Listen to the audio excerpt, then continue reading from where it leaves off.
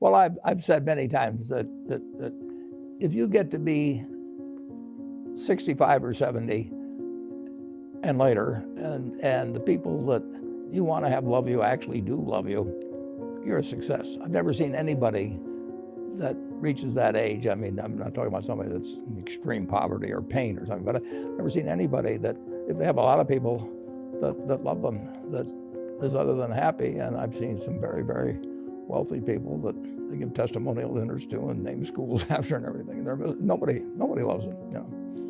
Their own kids would say, he's in the attic, you know. They never came. Well, by far the best investment you can make is in yourself. I mean, for example, communication skills. I tell the students that come that they're going to graduate schools and business, and they're learning all these complicated formulas and all that. If they just learn to communicate better, and both in writing and in person, they increase their value at least 50%. And, I mean, if you can't communicate, somebody says, you know, it's like winking at a girl in the dark. Nothing happens, you know, basically. And you have to be able to get forth your ideas, and that's relatively easy. I did it myself with the Dale Carnegie course. Some people wish I'd taken a shorter course now in terms of my talking later on, but it's just hugely important. And if you invest in yourself, nobody can take it away from you. I mean, and the second thing, which I'll get a certain criticism for not living it, but I do tell those students, you know, that if I gave you a car and it'd be the only car you get in the rest of your life, you take care of it like you can't believe. Any scratch, you'd fix that moment. You'd read the owner's manual. You'd keep it garage and do all these things. And you get exactly one mind and one body in this world.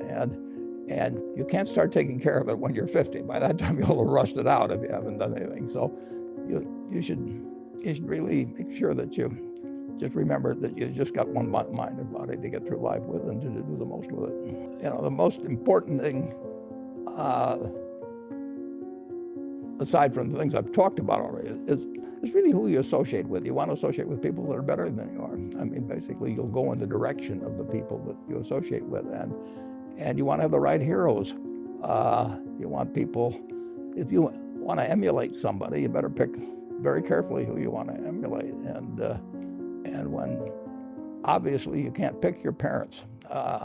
They're going to have an enormous influence on you, but you don't get a choice on that. But you get choices as you go down the line, and who you admire, who you want to copy, and the most important for most people in terms of that decision is their spouse. It's also important in terms of a partner in business, but the partner in life is the most important one. You want to pick a spouse that's better than you are, and then he or she, and you hope they don't figure it out too fast.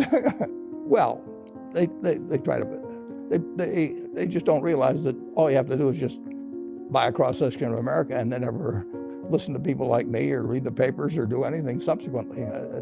They think that because you can trade, you should trade. You buy a farm, you buy an apartment house, you can't resell it tomorrow, and you know the cost of moving around. Now you get something handed to you, liquidity, you know, which is instant. You can sell, and the cost of doing it are pennies, you know, compared to other kinds of investment activity. So because they can so easily move around, they do move around, and moving around is not smarter than investing.